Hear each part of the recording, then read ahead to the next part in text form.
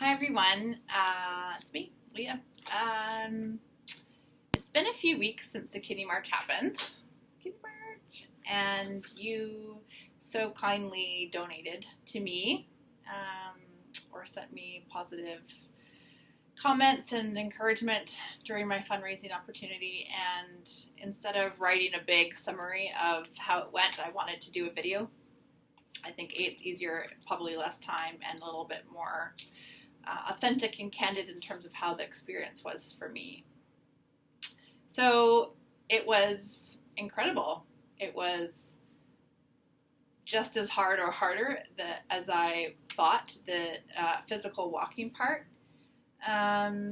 It was a very emotional journey in the end for me, and it provided me with something that I couldn't have ever imagined that I needed, which is being a part of a kidney community. So many of you know that my mom died from kidney disease 5 years ago, and the Saturday that I was marching was the 5th anniversary of her celebration of life. So day one, we marched 34 kilometers.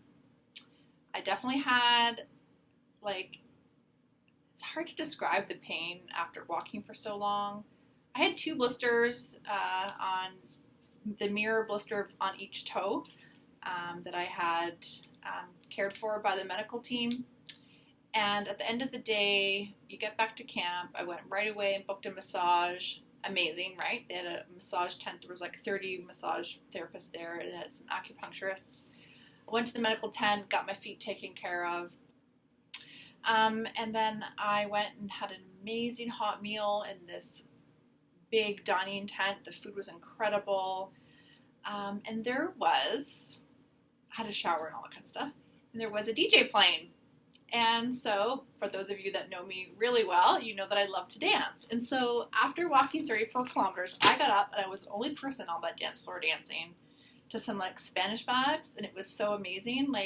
The fact that you have that kind of energy after walking for so long. I mean, it just also feels nice to move your body in a different way than just walking.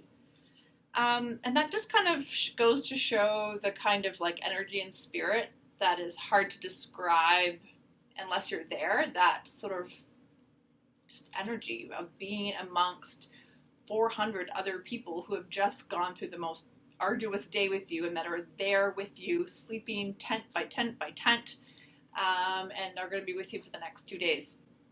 Saturday morning, I was so stiff and sore, and I was like, how am I going to do this? So I went right away, got my feet taken care of. I got my ankles wrapped and everything, and then we headed off. And about 3 hours into the first day, I really came to my first moment of self-examination.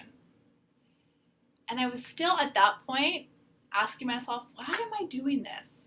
Is it really about the fundraising? Is it about me completing the 100 kilometers? Because I was in so much agony, and I had this revelation, and it was I know that I can walk 100 kilometers. I was in labor for 4 days and gave birth to a healthy baby. I also completed a 4-day hike in the Andes. I know I can physically do this. Do I want to endure this pain that I was feeling, that I was personally feeling? Do I want to do it? What would it mean if I were to take a van and skip ahead 2 stops and, shave off 6.7 kilometers or whatever of the whole event? And I really struggled with that, but I was in so much pain, and it really made me think about why. Really, why was I doing this? And it came to me, that I don't have to prove to myself. I'm 41 years old now. I don't have to prove to myself that I can physically do it, because I've done arduous kinds of physical things in the past. I know I can do it. We can all do it when we put our minds to it. And it was not about completing the 100 kilometers anymore for me. It was about this community that I was now a part of and experiencing for the first time. other women who had lost their mothers to kidney disease. And it sounds so specific that would be an important connection to make, but it was, and I didn't know that it was until I had met them. So I took a van, you guys. I made the decision that I was going to not walk the 100 kilometers, and I took a van from pit stop 2 to pit stop 4, which shaved off 6 point something kilometers, and I walked the rest of the day. And I felt that I would let you down as my donors if I did that, and that was a real fear for me. But this is my own journey, and I know that you would support me no matter what I did. And so I did, and I can't tell you the revelation, the weight that was lifted from me once I got off that van. I was physically, that little break gave me enough to get to the end of the day, which was closer to 40 kilometers. The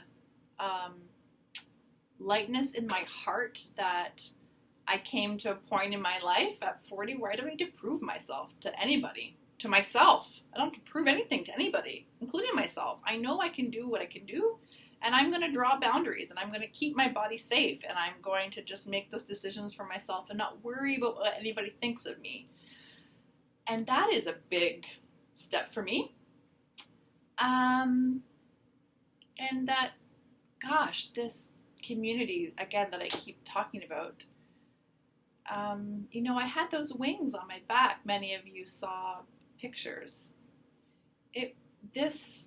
What I continued to reflect on over that really long day, day 2, was that this place, this community, this event allowed me to openly grieve the loss of my mom.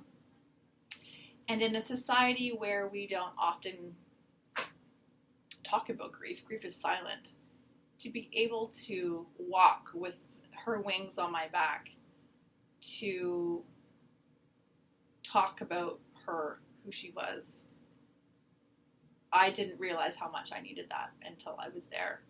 And that's one of the things that this event allowed me to realize and to do.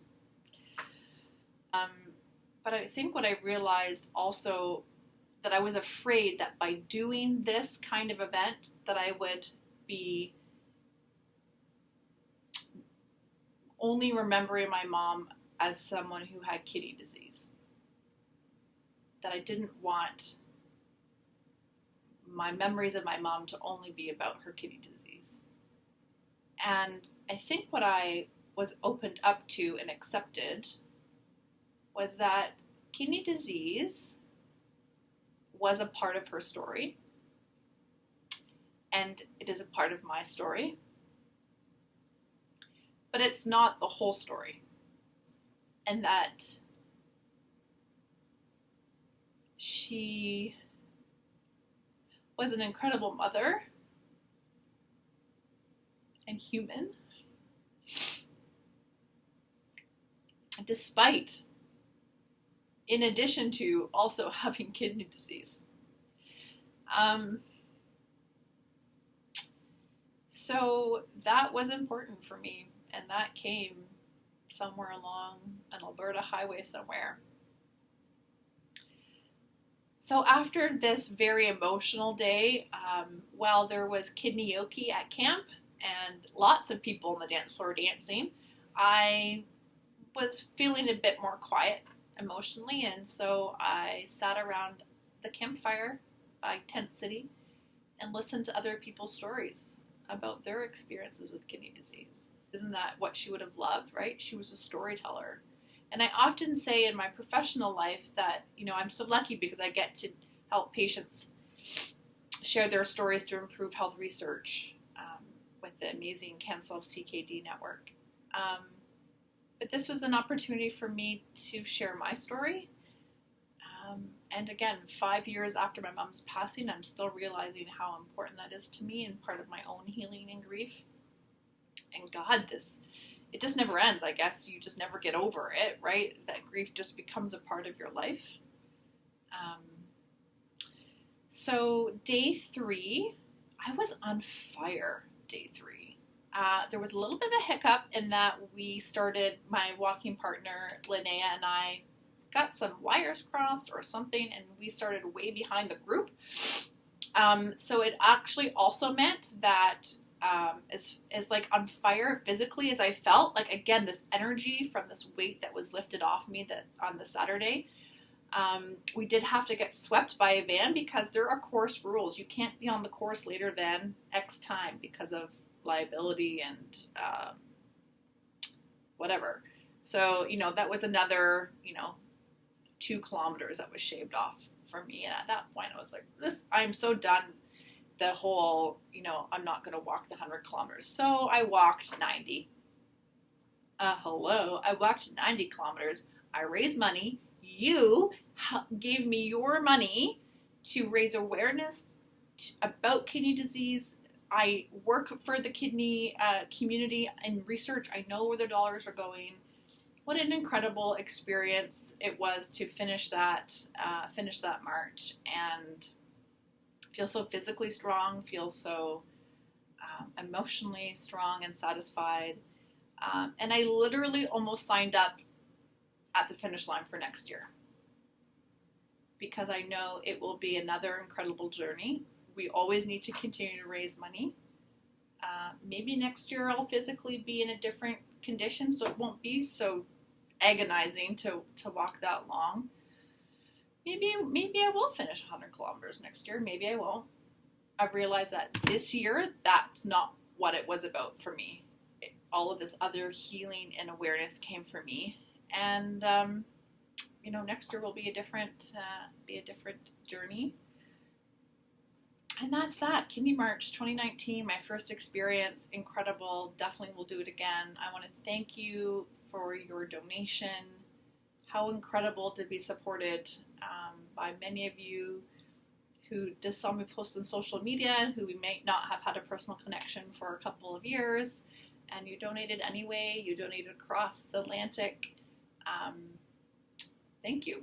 Thank you for allowing me to have this incredible experience, and maybe you'll support me again next year. I haven't officially signed up yet because, still the flight to Alberta and all the other family logistics around leaving the province for, several days on end when I already do that a lot for work. So stay tuned. Thank you so much.